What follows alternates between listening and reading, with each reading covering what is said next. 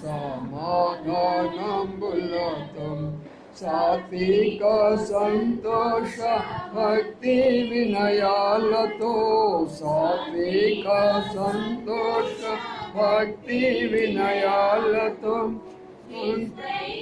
మారు స్తుతి పరిమళాలతో వింతైన మాధు స్తుతి పరిమళాలతో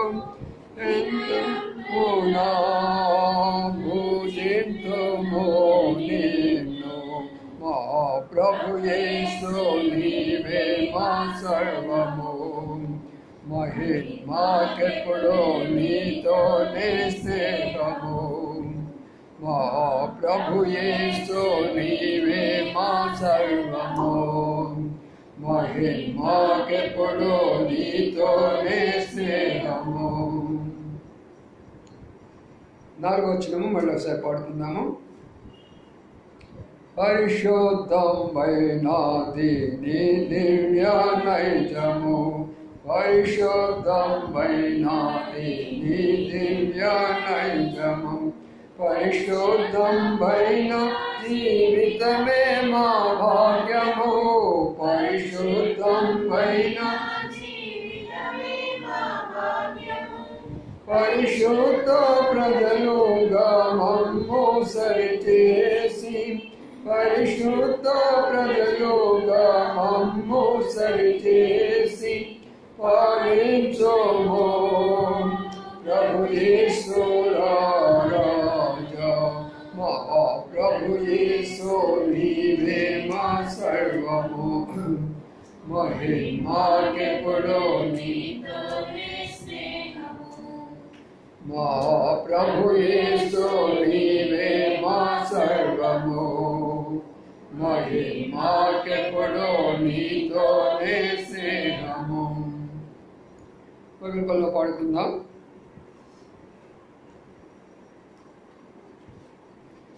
శ్రేష్టంబో గ్రంథమందు చోట చూచిన ఆదరణయున్నది సుఖ దుఃఖంలో మనమున్నది విశ్వాసము జాలించుడి.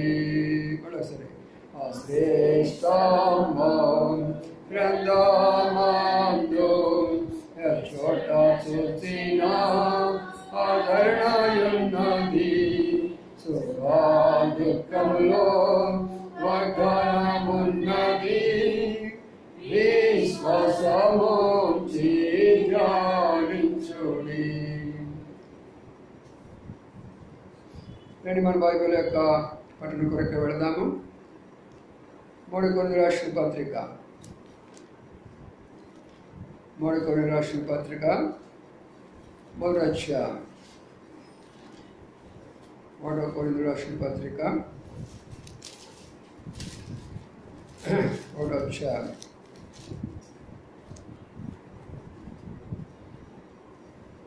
20 వచనం నుంచి 25 వచనాలు మార్చి చదువుకుందాం. 20 నుండి 25 వచనాలు మార్చి చదువుకుందాం. జ్ఞాని ఏమాయను శాస్త్రీయమాయను ఈ లోకకు తక్కువది ఏమాయను ఈ లోక జ్ఞానమును దేవుడు వెరితనముగా చేసి ఉన్నాడు కదా.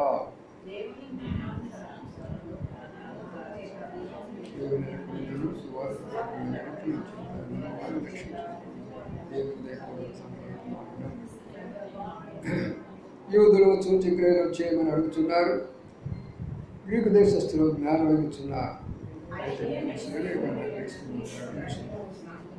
వారు యూదులకు ఆటంకముగాను అన్యులకు వెరితనముగా ఉన్నారు. కానీ యూదులకేమి గ్రీసు దేశస్థులకేమి వినబడిన వారికి క్రీస్తు దేవుని శక్తియు దేవుని జ్ఞానమై ఉన్నాడు. దేవుని వెరితనము మనుషుల జ్ఞానం కంటే దేవుని కంటే చాలా లేఖన భాగంలో ప్రభాషలోంచి దీవించిన గాక. కొన్ని దినాల్లో కొన్ని రాసిన పత్రికను చక్కగా ధ్యానిస్తూ వస్తుంటున్నాం. అందులో అనేకమైనటువంటి విషయాలు మర్మాలు మనం తెలుసుకుంటూ మరి సంఘముగా మనం ఎలాగా ఉండాలో, సంఘముగా మనం ఎలాగా బలపడుతూ రావాలో అనే విషయాల్లో మనం వాటిని చూస్తూ వస్తూ ఉంటున్నాం. ఇప్పుడు కూడా మరి 20 నుంచి 25 వచనాల్లో ఉన్న కొన్ని విషయాలు మనం తెలుసుకుందాం. పౌలు రాస్తూ ఇక్కడ కొరింథీయులకు రాసిన పత్రిక 3 విషయాలు ఇక్కడ ప్రస్తావించారు. 3వ విషయం ఏంటంటే జ్ఞానులను గురించి, 2వ విషయం ఏంటంటే శాస్త్రులను గురించి, 3వ విషయం ఏంటంటే తర్కవాదుల గురించి. ఇది మొదటి భాగం. తర్వాత 2వ భాగంలో మనం చూస్తే యూదులను గురించి, 2వదిగా అన్యులను గురించి, 3వదిగా క్రైస్తవులను గురించి. అక్కడ ఒక 3 భాగాలు ఉన్నాయి, పైన ఒక 3 భాగాలు ఉన్నాయి, మొత్తం 6 భాగాలు ఉన్నాయి. ఆ తర్వాత కూడా మనం గమనిస్తే 26 నుంచి కూడా 37 వరకు చూస్తే అక్కడ కూడా 3 భాగాలు కనబడుతూ వస్తాయి. వాటిని తర్వాత ధ్యానించుకుందాం. సమయాన్ని బట్టి ముందు వీటిని ధ్యానించేదాని కొరకై మనం ప్రయత్నం చేద్దాం. ఇక్కడ పౌలు రాస్తూ జ్ఞాని ఏమాయను, శాస్త్రి ఏమాయను, ఈ లోకపు తర్కవాది ఏమాయను, ఈ లోకపు జ్ఞానమును దేవుడు వెరితనముగా చేసి ఉన్నాడు. చాలు, ఈ మాటలో బాగా అర్థం చేసుకోండి.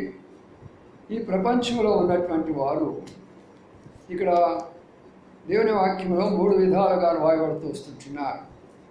ఒక భాగంలో ఏమంటున్నారంటే జ్ఞాని అనే మాట కనబడుతున్నది. జ్ఞాని అనగా చదువుకున్నవారు, లేక సైన్స్, లేక అనేకమైనటువంటి రకరకాలైనటువంటి జ్ఞానాన్ని పొందినటువంటి వారు జ్ఞానులు అని పిలువబడుతూ ఉంటారు. 2వదిగా శాస్త్రి. శాస్త్రి అంటే శాస్త్రాలు రాస్తారు. కొన్ని పుస్తకాలు ఎప్పుడు రాస్తూ ఉంటారు. ఆ శాస్త్రాలు రాసి ఆ శాస్త్రాల ప్రకారమే వాళ్ళు ఇతరులకు చెప్పి ఆ శాస్త్రాల ప్రకారం వాళ్ళు నడిపించాలని కోరుతారు. ఇది ఒక 2వ విషయం అన్నమాట. ఇక 3వ దానికని వస్తే తర్కవాదులు అంటారు. తర్కవాదులు అంటే వీళ్ళందరూ కూడా వీళ్ళనమాట ఎథిస్ట్ అంటారు. అంటే నిర్దేవులు, దేవుడు లేడు అనే వాళ్ళని తర్కవాదులు అంటారు. తర్కిస్తూ ఉంటారు ప్రతిదానికి. తర్కం చేసి అవునా కాదా అని తర్కం చేసి ఆ తర్వాత మనం నమ్ముతాము అంటారు వీళ్ళు అన్నమాట. కాబట్టి ఇప్పుడు ఈ 3ని గురించి పౌలు ఎందుకు రాసినాడు అంటే ఆ దినాల్లో ఉన్న రీతిగానే ఈ దినాల్లో కూడా మనం కూడా ఉంటున్నాం. మొదటివారు జ్ఞానము.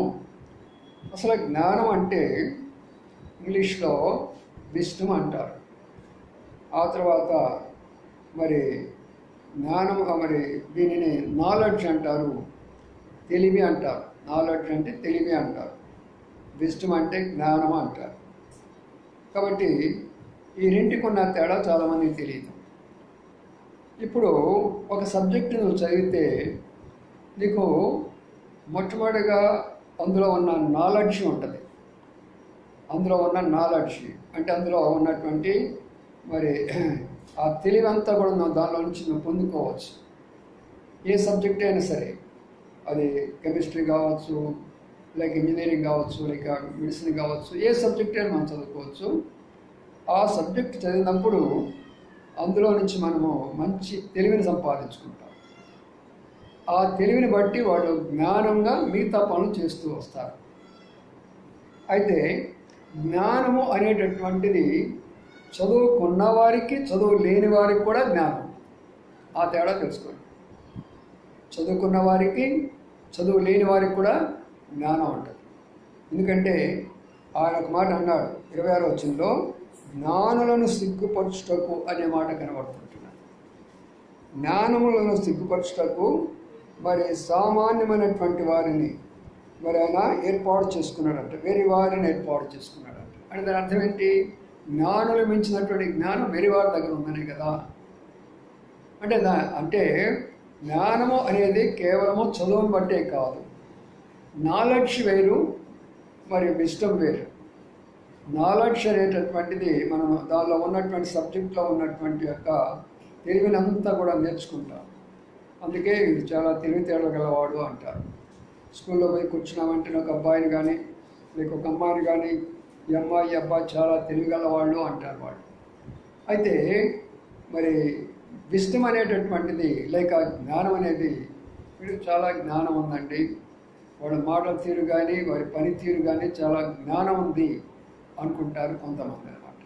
అందుకని ప్రియులారా, ఈ జ్ఞానులు మొదటిగా ఇక్కడ మనం జ్ఞాపకం చేసుకునేది ఏంటంటే, జ్ఞానం ఉపయోగించేసి వారి జ్ఞానంను అడ్డం పెట్టుకొని దేవుణ్ణి వారు తెలుసుకోలేకపోయినారు అని దాని యొక్క అర్థం.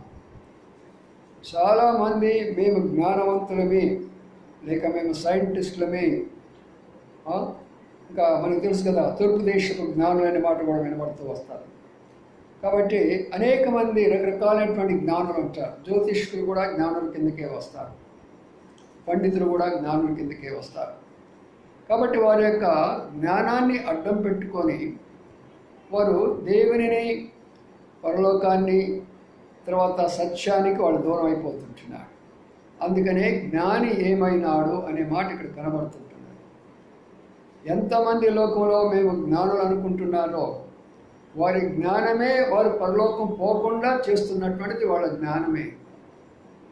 మేము తెలియగల వాళ్ళని, మేము 10th క్లాస్ చదువుకున్నాము, ఇంటర్మీడియట్ చదివాము, డిగ్రీ చేసాము, పోస్ట్ గ్రాడ్యుయేట్ చేసాము, పిహెచ్డీ చేసాము, అంతవరకు ఇంకా ఎడ్యుకేషన్. తర్వాత ఏం లేదు. నువ్వు ఎంత చదివినా ఆఖరి ఎడ్యుకేషన్ ఏంటంటే పిహెచ్డీ.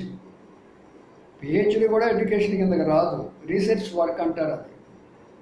అందుకనమాట ఎంఏ చదివేది, ఎంఏ అనేది హై క్వాలిఫికేషన్. కాబట్టి నువ్వు ఎంత చదివినా, నువ్వేమి చేసిన తర్వాత ఇంకేం ఉండదు. అందుకని అలాంటి లోకంలో ఉన్న వాళ్ళందరూ కూడా వాళ్ళు చదువులు అర్థం పెట్టుకొని, ఏమయ్యా మీరు చదువులేని వాళ్ళయ్యా, అందుకని చర్చికి పోతారు, నీకేం చదువులే, మీకు ఏమన్నా తెలిస్తే కదా, ఏమైనా సబ్జెక్ట్ మీరు ఏమైనా ఎంఏ పాస్ అయితే కదా, మీరు ఏమైనా డిగ్రీ పాస్ అయితే కదా మీకు ఈ విషయాలన్నీ తెలుసుకోవడానికి. ఎప్పుడు ప్రార్థన అంటూ ఉంటారు, ఎప్పుడు భక్తి అంటూ ఉంటారు, ఎప్పుడు మందిరాలు అంటూ ఉంటారు. మీకు సరైన చదువు లేదు కదా మీకు.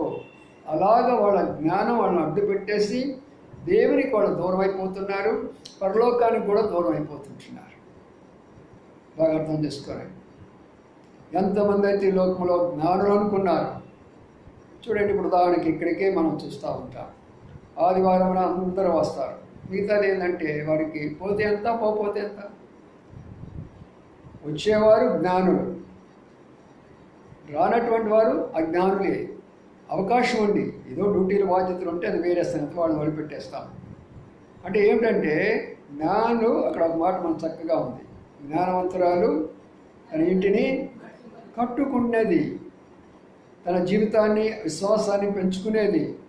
అయ్యో ఈరోజు వాక్యాన్ని నేను వినలేదు అంటే, వాక్యాన్ని నేను పోగొట్టుకున్నానంటే, కొంత జ్ఞానాన్ని పోగొట్టుకున్నానే, కొంత విశ్వాసాన్ని పోగొట్టుకున్నానే, కొంత తెలివిని పోగొట్టుకున్నానే అనే విశిక్షణ వాళ్ళకి లేదు. ఏ వాటి వస్తుందంటే, నేను జ్ఞానవంతుడిని, నాకు తెలుసు బైబిల్, నేను ఎన్నిసార్లు పోలేదు చర్చికి, ఎన్ని వర్తమానాలు వెళ్ళలేదు, నేను ఎన్నిసార్లు బైబిల్ చదవలేదు. ఏముంది ఇది, అదే వాళ్ళని పరలోక రాజ్యాన్ని పోకుండా చేస్తుంది. అర్థమైందా?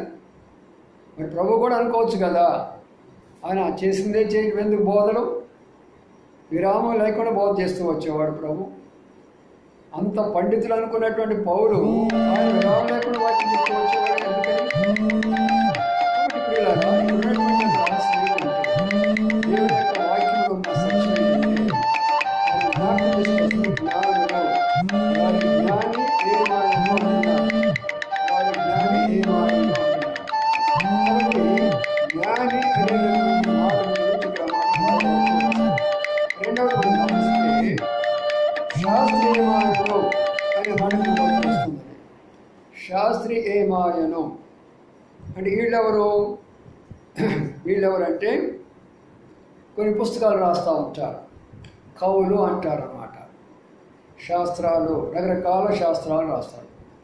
మనవాళ్ళు కూడా సామాన్య శాస్త్రము, సాంఘిక శాస్త్రము, కొన్ని శాస్త్రాలు చదువులో కూడా చదువుతూ ఉంటాం కదా. శాస్త్రము అనేది కొన్నేమో ప్రాక్టికల్గా ఉంటాయి, కొన్నేమో ఊహాగానితంగా ఉంటాయి. కాబట్టి కొంతమంది కవులు కొన్ని శాస్త్రాలు రాస్తూ వస్తారు, కొన్ని పుస్తకాలు రాస్తూ వస్తారు.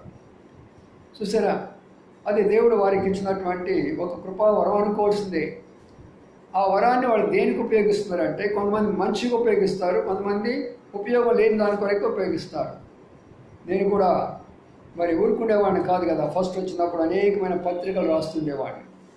చిన్న చిన్న పత్రికలు రాశాను, ఆ తర్వాత పెద్ద పెద్ద పత్రికలు రాశాను, ఆ తర్వాత చిన్న చిన్న పుస్తకాలు లాంటివి కూడా రాశాను. ఎందుకంటే కొన్ని రాయడం అనేది ఆటోమేటిక్గా వాళ్ళకి అలవాటైపోతుంది. టీచింగ్ లైన్లో ఉన్న వాళ్ళకి ఆటోమేటిక్గా వాళ్ళకి అది అలవాటు అయిపోతూ ఉంటుంది. అందుకని వాళ్ళు కొన్ని శాస్త్రాలు రాసి ఈ శాస్త్రాలను అడ్డం పెట్టేసి వాళ్ళు దేవుణ్ణి ప్రజలకు చెప్పకుండా, ఇదిగో నేను ఒక శాస్త్రం రాస్తున్నాను చూడు, ఈ శాస్త్ర ప్రకారం మీరు ఇట్లా చేశారంటే మీకు పరలోకం వస్తుంది, నా శాస్త్ర ప్రకారం మీరు ఇట్లా చేశారంటే మీ పాపాలు పోతాయి, నేను చెప్పినటువంటి శాస్త్ర ప్రకారం మీరు ఈ రీతిగా చేస్తే మీ ఇల్లు వర్ధిల్లుతున్నది, మీ గృహం వర్ధిల్లుతున్నది. కాబట్టి పిల్లలు ఇలాగా అనేకమైనటువంటి వారు వారి యొక్క శాస్త్రాలు రాసి దేవునికి దూరం అయిపోతున్నారు. శాస్త్రాలు రాసి దేవునికి దూరం అయిపోతుంటున్నారు. ప్రజలను కూడా ఆ శాస్త్రాలు ఏం చేస్తున్నాయి అంటే అవే నమ్ముతున్నారు కానీ సత్యంలోకి రాలేకపోతున్నారు. అందుకనే పౌలు రాస్తూ శాస్త్రి ఏమైపోయినాడు. ఈ శాస్త్రం మనం చూస్తే యేసుప్రభు వారు అంటే ఎప్పుడు పడుతుండేవాడు. యేసుప్రభుని ఎప్పుడు ఏదో రకమైన ప్రశ్న వేస్తూ ఉండేవాడు. ఒక రకమైన ప్రశ్న కాదు. ఒకరు అంటారు, ఇవ్వండి ట్యాక్స్ కట్టవచ్చా లేదా అని ఒకరు అడుగుతారు.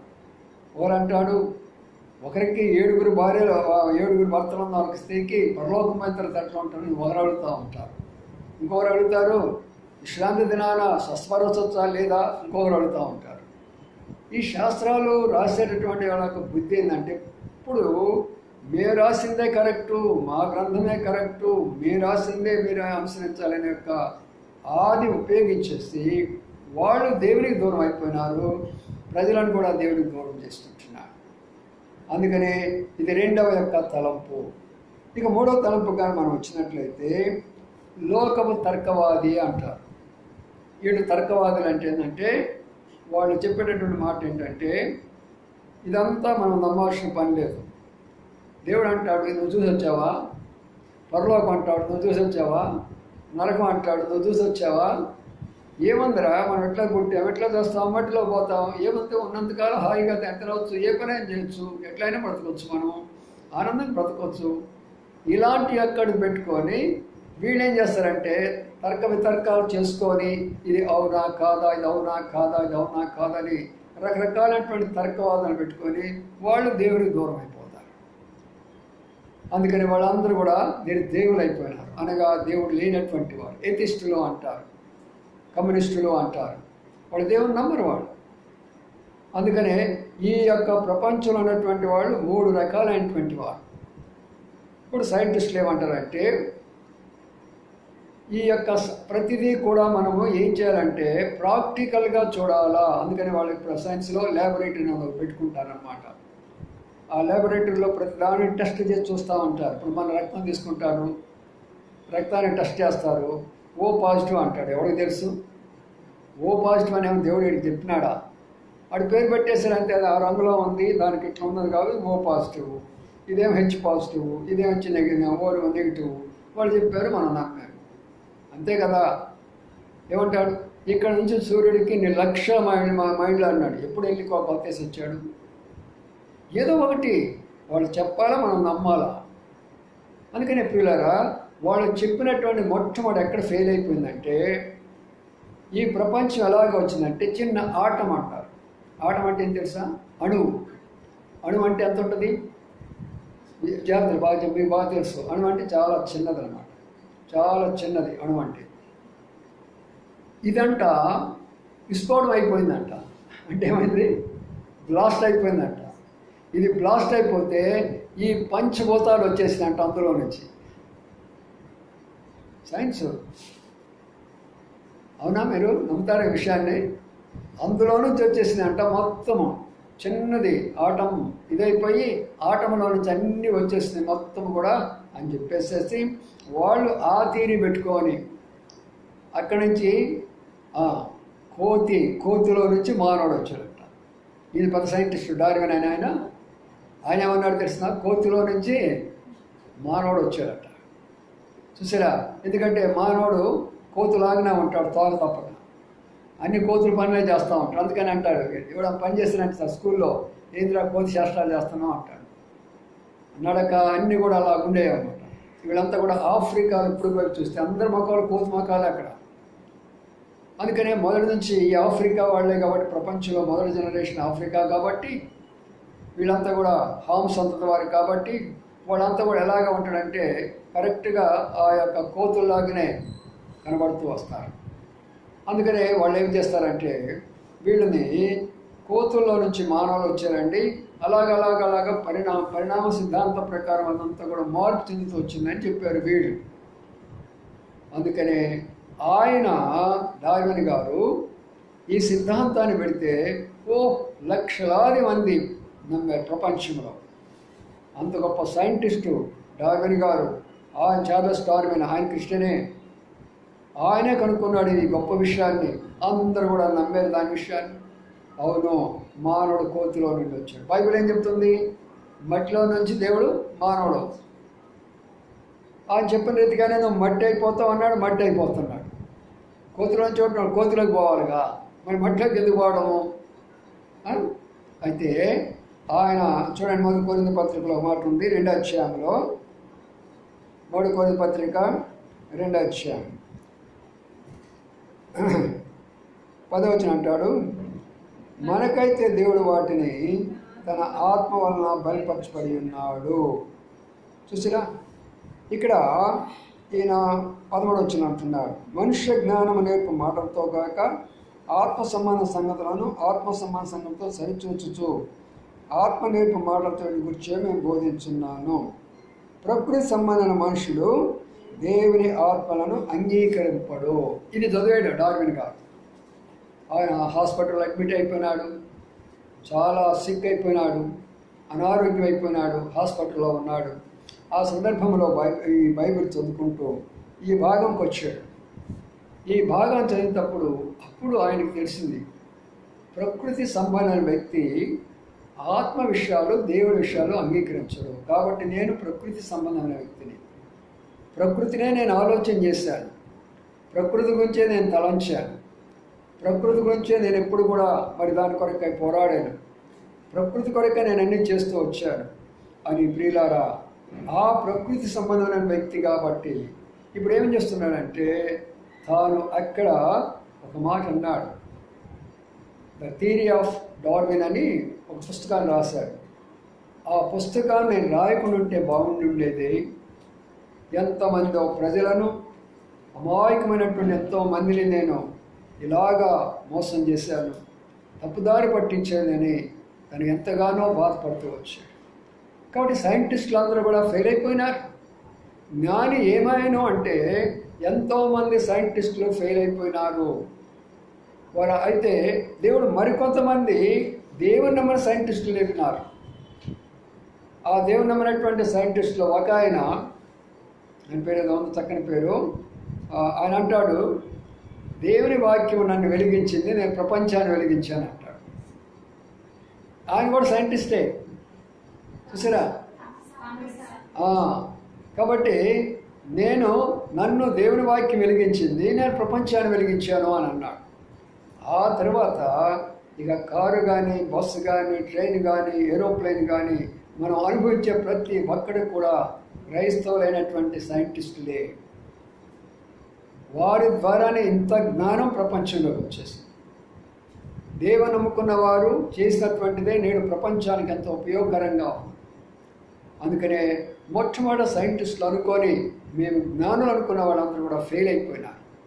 అందుకనే ఆ మాటను బట్టి జ్ఞాని ఏమాయను. రెండవది ఏమన్నాడు? శాస్త్రి ఏమాయాడు. అది కూడా చెప్పారు మీకు. శాస్త్రాలన్నీ కూడా ఫెయిల్ అయిపోతున్నాయి. మీరు నమ్ముతారో లేదో తెలుసు, మీరు ఎంతమంది గమనిస్తారో కూడా తెలియదు. ఎవరైతే ముందు గుళ్ళకి వెళ్ళున్నారో, లేకపోతే ముందు పూజారుల దగ్గరికి వెళ్ళున్నారో, లేకపోతే ఆ సిద్ధాంతుల దగ్గరికి వెళ్ళున్నారో, లేక జ్యోతిష్యుల దగ్గరికి వెళ్ళున్నారో, వాళ్ళకి తెలిసి ఈ విషయాలన్నీ కూడా. వాళ్ళ దగ్గరికి వెళితే ఎప్పుడు కూడా వాళ్ళని నెత్తినేసుకోరు భారం. బాగా గుర్తుపెట్టుకోండి. ఈనాడు పెద్ద పెద్దవాళ్ళు ప్రవచనాలు అని చెప్తూ ఉంటారు. కొన్ని వందల మంది కూర్చొని వింటూ ఉంటారు. వాళ్ళు ఏమంటారు తెలుసా? చెప్తా నేను చెప్తున్నాను ధైర్యం చెప్పడం, మనం చెప్పిన రీతిగా శాస్త్రం చెప్పింది. అంటే నేను ఏదైతే చెప్పాను మీకు, నేను చెప్పింది కాదు, అది శాస్త్రం చెప్పింది. నమ్మితే నీ ఇష్టం, నమ్మకపోతే నీ ఇష్టము. నేను నమ్మని చెప్పలేదు కదా అంటే వాళ్ళు తప్పించుకుంటారు. వాళ్ళ శాస్త్రాలు వాళ్ళే చెప్తారు, వాళ్ళు తప్పించుకుంటారు. అందుకని వాళ్ళు ఏమంటారంటే ఇవన్నీ కూడా ఫలానా శాస్త్రంలో రాయబడింది మీకు చెప్తున్నాను అంతే. అందుకని ఈ అమాయకమైన జనాంగం అంతా అదే పనిగా నమ్ముతూ ఉంటారు. ఒక ఉదాహరణ చూడండి. ఒక మనుషుడంట 47 లక్షల జన్మాలు ఎత్తిన తర్వాత ఆఖరి జన్మలో దేవునిలో లీనమైపోతాడంట. ఎన్ని జన్మలంట? గ్రంథంలో రాయబడిన విషయం నేను కాదు చెప్పేది కాదు. ఆ గ్రంథం నేను చదివాను. ఆ వేదాల్లో ఉపనిషత్తులు ఉన్న అనేకమైన సత్యాలు నేను చదివాను కాబట్టి మీతో చెప్తున్నా. 47 లక్షల జన్మలు ఎత్తిన తర్వాత ఆఖరి యొక్క జన్మలో బ్రహ్మలో లీనమైపోతాడంట. మరి బాబు, ఒక జన్మ రెండో జన్మ మనకు తెలియపోతుంటే 47 లక్షల జన్మాల. ఇంకొకటి ఏమంటుంది తెలుసా? ఇదిగో నువ్వు ఫలానోడిని దూషించావు కదా, ద్వేషించావు కదా, నువ్వు పిల్లి అయిపోతావు.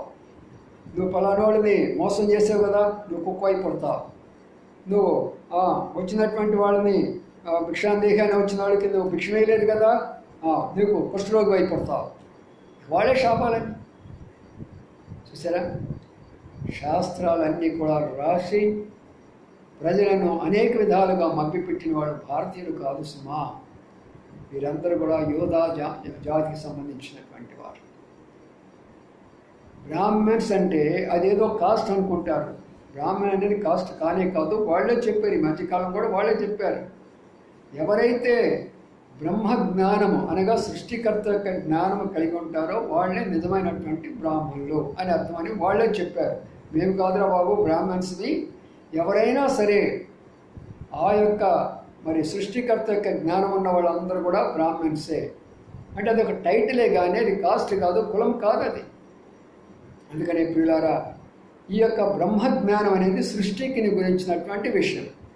ఇక మూడో వాళ్ళు వస్తారు, తర్కం చేస్తూ ఉంటారు. వీళ్ళు ఎథిస్టులు అంటారు. ఎథిస్టులు అంటే ఏంటంటే వీళ్ళు మరి ఇవన్నీ కూడా మనం కళ్ళతో చూడము, మన మూఢ విశ్వాసాలు, మూఢనమ్మకాలు. ఎందుకు నమ్ముతారు? మీరు మంచి చేయండి, మీరు మంచి చేయండి, అర్థమైందా? ఇతరులకు మంచి చేయండి, దాంట్లో తప్పు లేదే లేదు. చెడు చేయమని వాళ్ళు చెప్పరు. కానీ వాళ్ళు ఏంటంటే దేవుడిని అడ్డం పెట్టుకున్నావా నువ్వే పని చేయలేవు, దేవుని కానీ అడ్డం పెట్టుకున్నావా నువ్వే పని చేయాలి. అంటే ఉదాహరణ చెప్తున్నా. ఒకడు మనం దోసుకుంటున్నాడు, మనం ఏం చేయాలి? మనం కొట్టాల్సిందే. కానీ దేవుడు ఏం చెప్తాడు? మనం క్షమించండి అంటాడు. కానీ దేవుడు అడ్డం వస్తాడు మీకు. అందుకనే వీళ్ళు ఏం చేస్తారంటే తర్కాన్ని అడ్డం పెట్టేసేసి దేవునికి దూరం అయిపోయినారు. ఎన్ని రకాల ప్రజలు దూరం అయిపోయినారు చెప్పండి ఇప్పుడు దేవునికి? మరి వారు ఎవరు? జ్ఞానులు అనుకున్నవారు. రెండో వాళ్ళు ఎవరు? శాస్త్రులు అనుకున్నవాళ్ళు. మూడో వాళ్ళు ఎవరు? తర్కవాదులు. అందుకనే ఇప్పుడు ఏమంటున్నారంటే ఏమాయను వీళ్ళ జ్ఞానం ఏమైపోయింది, ఎక్కడికి వెళ్ళిపోతుంది చెప్తారు కదా మనకు. ఉదాహరణ చెప్తాను. వాళ్ళు అంటారు ఈరోజు అదిగో ఇంత స్పీడ్తో వస్తుంది గాలి, అంత స్పీడ్తో గాలి వస్తుంది, అట్లా వస్తుంది, ఇట్లా వస్తుంది, అందరూ తలుపులు వేసుకొని జాగ్రత్తగా ఉండంటే సాయంకాలం వరకు కూడా సుఖపడదు మనం. ఏమైపోయింది వాళ్ళు చెప్పిందంతా. కాబట్టి దాని అర్థం ఏంటంటే ఏది కూడా డాక్టర్లు ఏమంటారు తెలిసిన మీకు? వాళ్ళు కూడా మంచి జ్ఞానులే, మంచి సైంటిస్టులే. వాళ్ళు కూడా డాక్టర్లు ఏమంటారు తెలిసిన? మేము చేసేదో మేము చేశారు, మిగతాది ఆయన అంటారు. అవునా కదా?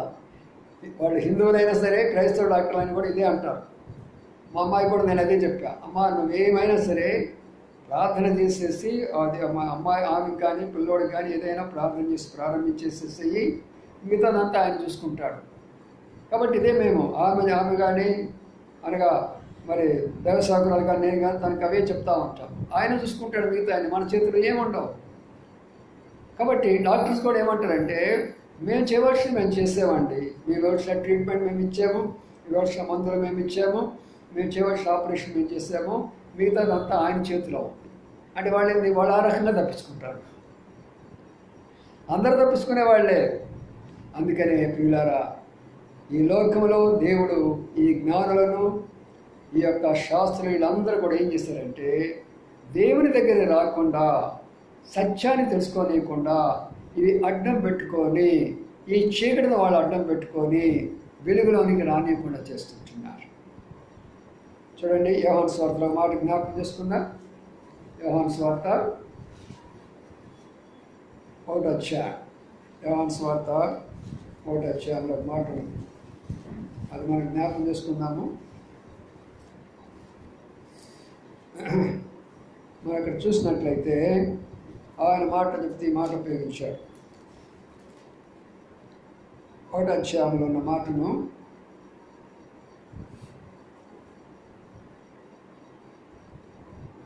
తొమ్మిదో వచ్చి చదవండి.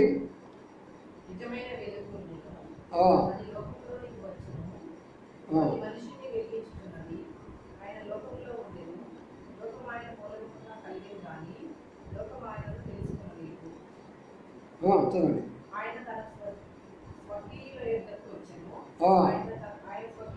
చూసారు, ఇప్పుడు నేను చెప్పిన దాన్ని చూడండి. నిజమైన వెలుగుండెను లోకములను వచ్చుచు ప్రతి మనుష్యుని వెలిగించుచున్నది. ఏమిటా నిజమైన వెలుగు? ఇవన్నీ నిజమైన వెలుగులేనా? కాసేపు ట్యూబ్ లైట్ ఎగిరిపోయిందిరా, కొత్తది అనుకురా అంటారు. అవునా కదా? ఏది కూడా నిజం కాదు. కొంతసేపు ఉన్న సూర్యుడు రాత్రి మళ్ళీ కనపడదు, కొంతసేపు చంద్రుడు కనపడతాడు, మళ్ళీ కనపడదు, నక్షత్రం కనపడుతుంది, కొంతపడదు. నిత్యము వెలుగుగా ఉండేటటువంటిది ప్రభువే. ఆ వెలుగు లోనికి వచ్చినప్పుడు లోన ఉన్నటువంటి 3 రకాల చీకటి బయటికి పోవాలి. ఏమిటి 3 రకాల చీకటి? ఇప్పుడు ఆ వెలుగు లోనికి వస్తే నా జ్ఞానం ఎంత ఆ వెలుగు ఎదుట, ఆ వెలుగు లోనికి వస్తే నా శాస్త్రాలు నా పుస్తకాలు ఎంత ఆ వెలుగు ఎదుట. ఆ మూడవది ఏంటి? ఆ వెలుగు నాలోకి వస్తే నా తర్కం ఎంత, నా వాదన ఎంత. ఎంత గొప్ప విషయం చూసారా? అయితే ఇంకో మాట ఏమందంటే, తన స్వకీయుల దగ్గరికి వచ్చారు కానీ వాళ్ళు అంగీకరించలా. ఎవరా స్వకీయులు? ఇశ్రాయేలు ప్రజలు, యూదా జనాంగము, వాళ్ళందరూ స్వకీయులే, ఆయన సంబంధించిన వాళ్ళే వాళ్ళందరూ కూడా. అది వాళ్ళు అంగీకరించారా? అంగీకరించలా. వాళ్ళు అంగీకరించబోక వాళ్ళే ఆయన సిలువేశారు. అందుకని ప్రియమైన సోదరి సోదరులారా, ఈ కొరింథీ రాష్ట్ర పత్రిక రాస్తూ సంఘంలో ఉన్నవారులారా, ఈ సత్యాలు మీరు తెలుసుకోండి.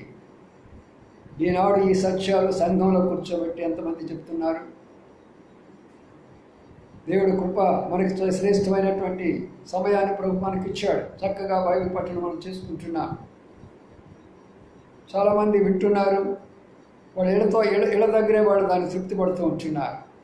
ఇంకా సంఘానికి వచ్చి దేవుని యొక్క మాటలు వినడం ద్వారా ఇంకా బలపరచబడతారు. అందుకని ఆ మాటలు రాయబడుతుంది. మరో మాట చూడండి అక్కడ, అదే యోహాను సువార్తలోనే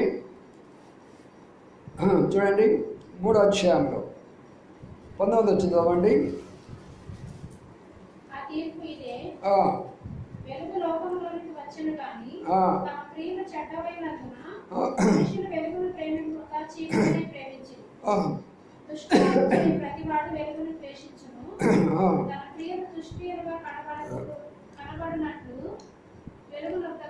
చాలు. వెలుగు లోకంలోకి వచ్చిన కానీ తమ క్రియలు చెడ్డమైనందున ఏం చేశారంట? వాళ్ళు చీకటిని ప్రేమించారు కానీ వెలుగుని ఏం చేశారంట? అర్థం చేసుకోండి బాగా.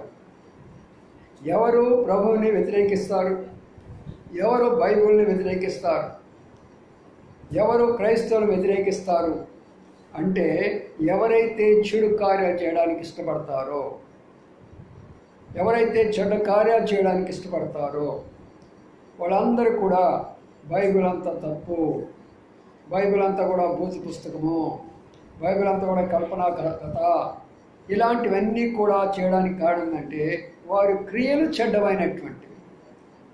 ఎవరైతే ఆ మాటలు చెప్తా ఉంటారో వారు దొంగలు, అబద్ధికులు. అందుకని నేను కొన్ని సందర్భాల్లో పెడుతున్నప్పుడు ఒక్క చిన్నదే నేను వాళ్ళకి ఒక్క చిన్న మాట జవాబు ఇచ్చేవాడిని. ఆ సోషల్ మీడియాలో బైబిల్ గురించి విమర్శించే వాళ్ళకి ఒక్క మాట, సోదరా చాలా మంచిగా చెప్పే బైబిలు, నువ్వు అబద్ధం నేను ఎప్పుడు చెప్పలేదని ఒక్కసారి నువ్వు చెప్పు చాలు అనేవాడిని. నువ్వు కామెంట్ రూపంలో ఒక మాట చెప్పు, నేను ఎప్పుడు అబద్ధం చెప్పలేదు అని ఒక్క మాట చెప్పాను. దాని అర్థం ఏంటి? అబద్ధం చెప్పుకొని ఉంటాడా? అయిపోయా కథ అంతా. తను చెప్పిందంత అబద్ధం అనేది అక్కడే తేలిపోయింది. ఇంకా పొందాం ఆ జవాబులు మనం ఇవ్వాల్సిన పర్లేదు. నువ్వు బైబిల్ విమర్శిస్తున్నావు, మంచిదే కాదను, కానీ నువ్వు అబద్ధం చెప్పకుండా బైబిల్ విమర్శించు చూద్దాం. అంటే చీకటిని ప్రేమించేవారు, అబద్ధాలు చెప్పేవారు, మోసాలు చేసేవారు, ధనాన్ని ఆశించేవారు, అట్టి వారు ఏం చేస్తారంటే బైబిల్కి వ్యతిరేకమైనటువంటి విధానంలో మాట్లాడతారు. అందుకనే వాళ్ళు చీకటిని ప్రేమిస్తారు కానీ వెలుగును ద్వేషిస్తారు. అందుకని ఆ మాట రాస్తూ వచ్చినాడు. ఏమన్నాడు? దుష్కారం చే ప్రతివాడు వెలుగును ద్వేషిస్తాడు. ఎంత ద్వేషం ఉంది ఈనాడు.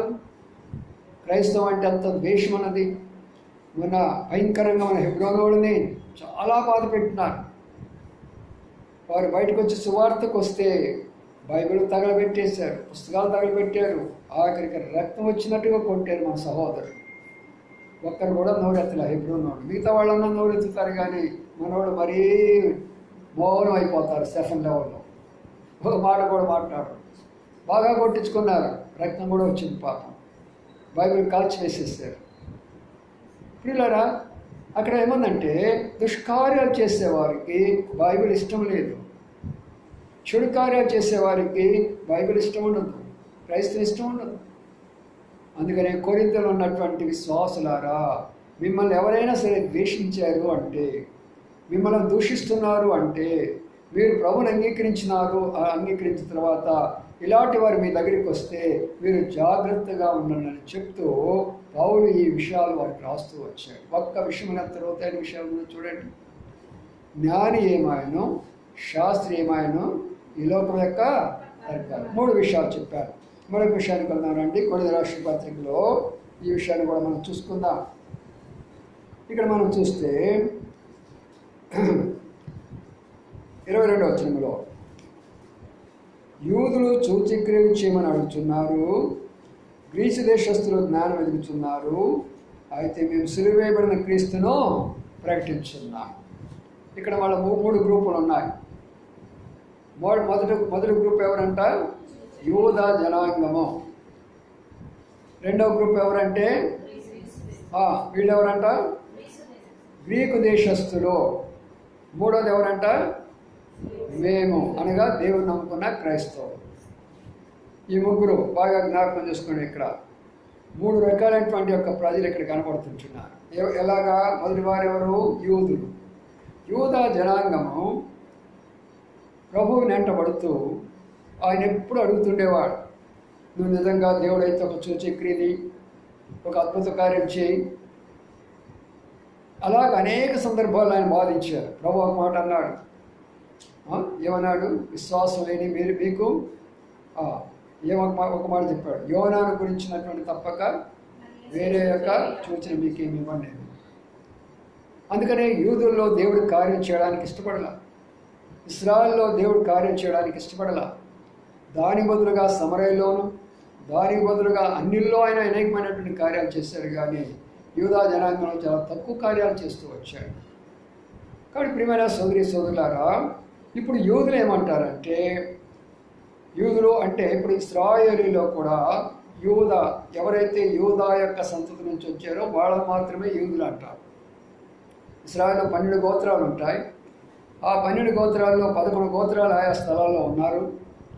ఇప్పుడు వీళ్ళకి మాత్రము యూదా గోత్రము, యూదా గోత్రం వాళ్ళే యూదులు అనేవాళ్ళు. వాళ్ళు ఏమంటారంటే నిష్ఠ గరిష్ఠులు మేమే. వాళ్ళ నుంచి వచ్చినటువంటి వాళ్ళు శాస్త్రులు. వాళ్ళే వారానికి 2 సార్లు ఉపవాసం ఉండేది వాళ్ళే, 10 ఆజ్ఞలు పాటించేది వాళ్ళే, దశమ భాగాలు ఇచ్చేది వాళ్ళే, చేయవలసినటువంటి అన్నీ బహు ఖచ్చితంగా చేస్తారు. వీళ్ళు యూదా జనాంగము చాలా ఖచ్చితంగా చేస్తారు. అందుకని వాళ్ళు ఏమంటారంటే స్వనీతి ఎక్కువ వీళ్ళలో. పాపం కాదు సుమా, స్వనీతి. స్వనీతి కూడా పాపమే. అందుకని ఏమంటాడు, ఒక దేవాలయంలోకి వెళితే ఆయన ఏం చేసిన ప్రార్థన, లోకస్వార్థ మనం చూస్తాం. ఏమని ప్రార్థన చేస్తాడు? అయ్యా, వారానికి 2 సార్లు ఉపవాసం ఉన్నానే, ఏ దొంగతనం కానీ అబద్ధం కానీ నేను ఎప్పుడు చెప్పలేదే, ఇక్కడికి వచ్చినటువంటి శంకర్ లాంటి వాడు కూడా కాదే అంటే నా అంత నీతిమంతులు ఎవరు లేడు. వీళ్ళకున్న విశ్వాసం ఏంటంటే బైబిల్లోని పాత నిబంధన నమ్ముతారు కానీ క్రొత్త నిబంధన నమ్మరు. అంటే యేసుక్రీస్తు వారు మా కొరకే చనిపోలేదు, యేసుక్రీస్తు వారు ఒక ప్రవక్తే కానీ ఆయన రక్షకుడు కాదు అనేటటువంటి యొక్క అంధవిశ్వాసంలో ఈనాడు వాళ్ళు ఉన్నారు. వాళ్ళు అర్థం చేసుకోవడానికి ప్రయత్నం చేయండి. ఈనాడు వాళ్ళున్న విశ్వాసం ఏంటంటే అంధవిశ్వాసం, గుడ్డి విశ్వాసంలో వాళ్ళు ఉన్నారు. ఏమిటి ఆ విశ్వాసము? యేసు ప్రభు ఒక ప్రవక్తగా మేము చూస్తాం కానీ ఆయన రక్షకుడు కాదు, అందుకని ఆయన సిలువ వేయించారు, ఆయన విమర్శించారు, ఆయన దయ్యాలు పట్టిన వాడు అని అన్నారు. రకరకాలుగా ఆయన్ని మానసికంగా బాధించారు, శారీరకంగా బాధించారు, అన్నిటిని ఓర్చుకున్నాడు ప్రభు. అందుకని వాళ్ళు ఏమంటారంటే అవును నువ్వు నిజంగా దేవుడి కుమారుడితో దిగు, కిందకి దిగదానికి ఆయన ఏడు కిందకి వచ్చాడు. ఆయన వచ్చిందే చనిపోయేదానికి, అలాడం కింద దిగడానికి వచ్చాడా? చాలా ప్రియులారు ఇక్కడ అర్థం చేసుకురండి. వాళ్ళు మేము నమ్మాలి అంటే మీరు చేయాల్సింది ఏంటి అంటే ఒక సూచక్రియ చేయమని చెప్పు. యోర్దాను నది ఎలాగా ఇదైపోయిందో, లేకపోతే ఆ ఎర్ర సముద్రం ఎలాగా పాలైపోయిందో, ఆకాశం నుంచి అగ్ని ఎలాగా దిగొచ్చిందో, ఏలియా ద్వారా అగ్ని దిగొచ్చింది, యెహోషువ ద్వారా ఎరికో గోడలు కూలిపోయినవి, మోషే ద్వారా ఎర్ర సముద్రం అయిపోయినది, ఇలాగా అనేకమైన సూచక్రియలు జరిగినాయి కదా, అలాంటి సూచక్రియలు చేయమని చెప్పు, మేము నమ్ముతాము. అందుకని నేటి వరకు కూడా ఆ ఇశ్రాయేలు దేశంలో ఉన్న యూదులు అంధులైపోయినారు. వాళ్ళందరూ కూడా చీకటిలో ఉన్నారు. భయంకరమైన యుద్ధం జరుగుతుంది. ఇప్పుడు ఎంత భయంకరమైన యుద్ధం జరగబోతుందంటే చాలా తొందరలో మూడో ప్రపంచ యుద్ధం జరిగే పరిస్థితులు అక్కడ కనబడుతున్నాయి. ఈ రోజున వారు అందరూ కూడా ముస్లిమ్స్ అంతా కూడా ఒకటి కావాలని కోరుకున్నారు. అలాగే ఈ క్రిస్టియన్ కంట్రీస్ లేక యూరోప్లో ఉన్న వాళ్ళందరూ ఒకటి కావాలని కోరుకుంటున్నారు. రష్యా, చైనా ఒకరికి సపోర్ట్ చేయాలని కోరుకుంటున్నారు. 2 ప్రపంచాల యుద్ధాలు అయిపోయినప్పటికీ మూడవ ప్రపంచ యుద్ధానికి మనం సిద్ధంగా ఉండాలి. ఇదే కానీ జరిగితే ప్రభు వచ్చే సమయము పరిశుద్ధమన్న సంఘాలన్నీ వెళ్ళిపోతాయి, సిద్ధంగా ఉన్న సంఘాలన్నీ వెళ్ళిపోతాయి, ఆయన కొరకు ఎదురు చూస్తున్న సంఘాలన్నీ వెళ్ళిపోతాయి. ఎవరు పరిశుద్ధంగా జీవిస్తున్నారో, ఎవరు నీతిగా జీవిస్తున్నారో వారందరూ వెళ్ళిపోతారు. అందుకనే నేటి వరకు కూడా వాళ్ళు ఈ అంధత్వంలో ఉన్నారు. అందుకని ఆయన ఏమన్నాడంటే యూదులు సూచక్రియలు చేయమని అడుగుతున్నారు. రెండో వాళ్ళు ఎవరంట? గ్రీసు దేశస్తులు.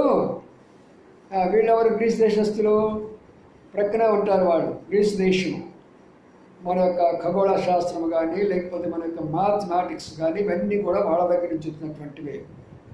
గ్రీకులు కూడా మరి యూదుల్లో నుంచి వెళ్ళినట్టు కొంతమంది వెళ్ళి అక్కడ సెటిల్ అయిపోయినారు.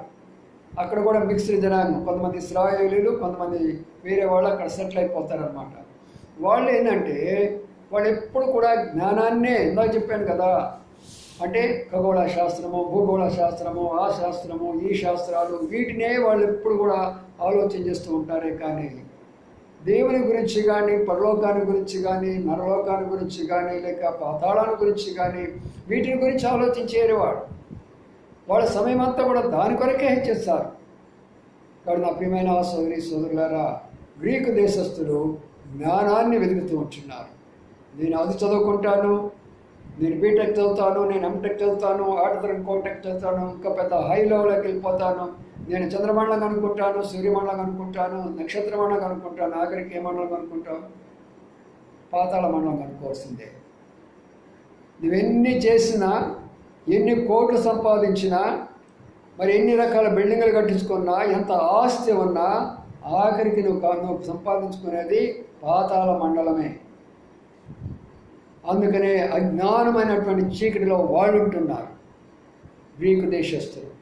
మూడవ దానికి వస్తే ఇది చాలా శ్రేష్టమైనది. మేమైతే పౌలు చెప్తున్నాడు ధైర్యంగా, ఆయనతో ఉన్న తదుపరి వారితో చెప్తున్నాడు, మనందరం కూడా ఈ మాట ధైర్యంగా చెప్పేవారంగా ఉండాలి. ఈ రోజున మేమైతే ఏమన్నాడు? సిలువ వేయబడినటువంటి యేసుక్రీస్తు వారిని ప్రకటిస్తున్నాం మేము. సిలువ వేయబడినటువంటి యేసుక్రీస్తు ప్రభువును ప్రకటిస్తున్నాం. ఎందుకు ఆ మాట మళ్ళీ వాడబడ్డాడంటే క్రీస్తులు అనేవాళ్ళు చాలామంది ఉన్నారు, అబద్ధ క్రీస్తులు చాలామంది ఉన్నారు, ఇప్పుడు కూడా కనబడుతున్నారు. ఆయా స్థలాల్లో రకరకాల అద్భుతాలు చేస్తూ నేనే క్రీస్తు అని చెప్తుంటున్నారు. ఆఫ్రికాలో కొంతమంది, ఐరోపాలో కొంతమంది నేనే క్రీస్తు అని చెప్పుకుంటున్నారు. చైనాలో కూడా నేనే క్రీస్తు అని చెప్పిన వాళ్ళు వచ్చారు. కాబట్టి అనేక స్థలాల్లో క్రీస్తులు ఉన్నారు. అబద్ధ క్రీస్తులు వస్తారని మత్తయి 24 అధ్యాయంలో మనం చూస్తాం. అయితే మనము చెప్పవలసినటువంటి క్రీస్తు ఎవరు? సిలువ వేయబడినటువంటి ఆయన ఎందుకు సిలువ వేయబడ్డాడు? అసలు సిలువ అంటే ఏమిటి? ఆ సిలువ అంటే దాని అర్థం, ఆయన సిలువ మరణానికి ఎందుకు అప్పగించుకున్నాడు, ఎవరి పాపం కొరకు ఆయన చనిపోయినాడు అనే విషయాన్ని మేము చెప్తాము. కాబట్టి సంఘమా, ఈనాడు ఇక్కడ ఉన్నటువంటి మనమందరం కూడా చేయవలసిన గొప్ప పని ఏంటంటే, చాలామంది దినాల్లో ఈ యొక్క విషయాన్ని గురించి పౌలు చెప్పిన మాట చెప్పడంలా ఉదయం లేస్తే సాయంకాలం ఈ రోజు దేవుని వాగ్దానము ఏంటి ఇక మొదలు పెడతారు. అక్కడ నుంచి ప్రతి ఒక్క సంస్థ కూడా ఎవరు పట్టినా సరే మనం ఈరోజు గమనించేది ఏంటంటే, ఈ అద్భుతాలు, ఈ స్వస్థతలు ఇక్కడ మన ఒక అమ్మాయి భలే అద్భుతంగా ఉందంట. ఒక మాటను రాత్రి అంతా అనుకుందంట. పాపం యేసు ప్రభు గారి మాటను రాత్రి అంతా అనుకుంటే తెల్లారేళ్ళకి 15 లక్షలు వచ్చిందంట ఆ అమ్మాయికి. మరి బాగుంది, మనం కూడా అనుకుంటే బాగుంది. రాత్రి అంతా అనుకుందంట బాబు 15 లక్షల వరకు. రాత్రి అంతా ఏసయ్యా ఏసయ్యా అని మాత్రం అనుకుంటా ఉందంట. తెల్లారికి 15 లక్షలు వచ్చేసిందంట. ఇలాంటి వారు అందరికి కూడా అబద్ధ బోధకులు, అబద్ధ ప్రవక్తలు ప్రవచనప్పుడు ఎత్తబడరు. ఎవరైతే ప్రభుని గురించి ప్రకటిస్తారో, ఆయన శిలువను గురించి ప్రకటిస్తారో, అనగా శిలువలో 2 భాగాలు, రక్షించబడ్డ వాళ్ళకు ఒక శిలువ, రక్షించబడని వాళ్ళకు ఒక శిలువ. అర్థమైందా? బాగా అర్థం చేసుకోండి. ఇక్కడ రక్షించబడ్డ వాళ్ళకి ఒక శిలువ, రక్షించబడిన వాళ్ళకి మరొక శిలువ. అంటే అర్థం ఏంటి? రక్షణ ఇంకా నువ్వు పొందకపోతే, నీ కొరకై మరణించాడు రా బాబు, అమ్మా నీ కొరకై మరణించాడు ఆయన,